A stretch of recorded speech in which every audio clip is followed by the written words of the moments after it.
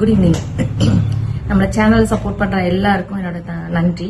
நிறைய சப்போர்ட்ஸ், நிறைய பேர் எனக்கு தேடி வரீங்க, நிறைய வீடியோஸ்ல சொல்லியிருக்கேன். ரொம்ப ரொம்ப ரீசனபிளா வந்தவங்க எல்லாத்துக்குமே ரொம்ப ரொம்ப நன்றி. நான் ஒரு ஃபங்க்ஷன் போயிருந்தேன். அந்த ஃபங்க்ஷன் போகும்போது நான் ஒரு சில விஷயங்களுக்கு ரொம்ப டிஸ்டன்ஸ் கீப் அப் பண்ணியே இருந்தேன். இன்வால்மெண்ட் ஆகவே இல்லை.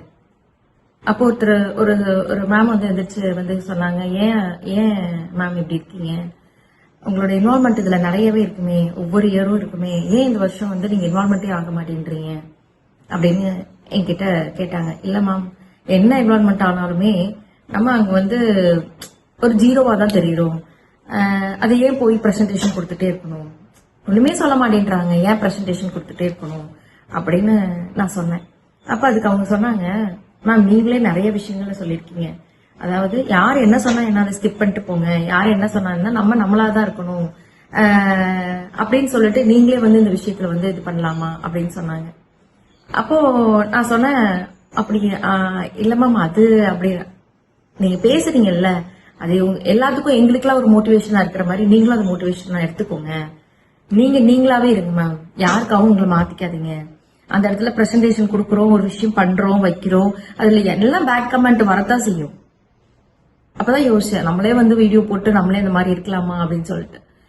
சோ நம்மளாவே இருக்கணும். என்ன அப்ப புரிஞ்சுக்கிட்டேன். நான் எதுக்கு இந்த வீடியோ சொல்ல வரேன்னா, ஒரு இடத்துல போய் நம்மளோட திறமைகளை போய் அங்க காட்டுவோம்.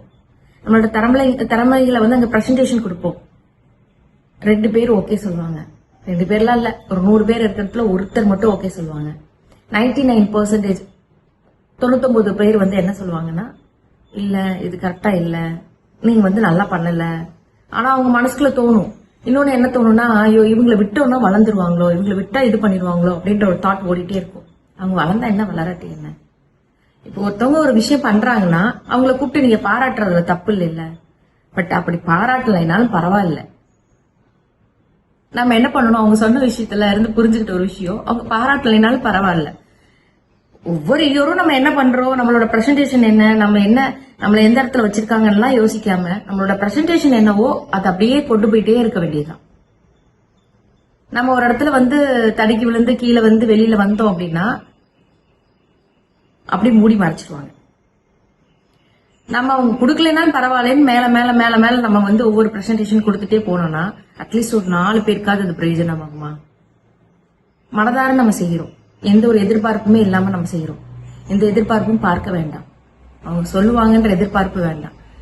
நம்மளுக்குன்னு ஒரு கடவுள் ஒரு பொறுப்பை கொடுத்திருக்காரு, ஒரு இடத்துல நம்மளுக்குன்னு ஒரு வேலையை கொடுத்திருக்காரு. அந்த வேலையை நம்ம எப்படி பண்ணணுமோ அந்த மாதிரி பண்ணிட்டு போயிட்டே இருக்க வேண்டியது. பாராட்டுகள் கிடைக்கிற வரைக்கும் வெயிட் பண்ணுவோம் அப்படின்லாம் நான் சொல்லியிருப்பேன். பாராட்டுகள் கிடைக்கலனாலும் பரவாயில்ல, எனக்காக 4 பேர் இருப்பாங்க. ஏன் அந்த 90 பேரை யோசிக்கணும்? எனக்காக 4 பேர் இருப்பாங்க. என்னோட பிரசன்டேஷனுக்காக 4 பேர் எதிர்பார்த்திருப்பாங்க. அந்த 4 பேர் எனக்கு முக்கியமா, அந்த 90 பேர் முக்கியமா? சொல்லுங்க பாக்கலாம். சோ எனக்கு அந்த 4 பேர் முக்கியன்ற மாதிரி டிராவல் பண்ணி போயிட்டே இருக்க வேண்டியது. அப்பதான் நான் புரிஞ்சுக்கிட்டேன். அவங்க சொன்னது ஓகே, இது தப்பு. சோ அவங்க மேம் கிட்ட கூப்பிட்டு நான் சொன்னேன், மேம் சாரி மேம், நெக்ஸ்ட் இயர்ல இருந்து என்னோட பிரசன்டேஷன் இதை விட இன்னும் பெரிய லெவல்ல இருக்கும், நீங்க எதிர்பார்க்காத அளவுக்குலாம் இருக்கும் அப்படின்னு சொல்லிட்டு வந்தேன். ஸோ இதுல நம்ம புரிஞ்சுக்கிறது என்னன்னா, இருக்கும் சில இடையூறுகள் இருக்கும், பொறாமைகள் இருக்கும், எதுவும் சொல்ல மாட்டாங்க, அவங்களே ஒரு விஷயங்களை யோசிச்சுக்குவாங்க. யதார்த்தமா ஒரு விஷயம் நடக்கும், இவங்க நம்ம பண்ணதுனாலதான் இவங்களும் பண்றாங்க அப்படின்ற மாதிரி பேசுவாங்க. எக்ஸ்பிளனேஷன் கொடுத்துட்டே இருந்தோம்னா டைம் வேஸ்ட். ஸோ அதை ஸ்கிப் பண்ணி நம்ம வாழ்க்கையை நம்ம டிராவல் பண்ண பார்க்கலாம்.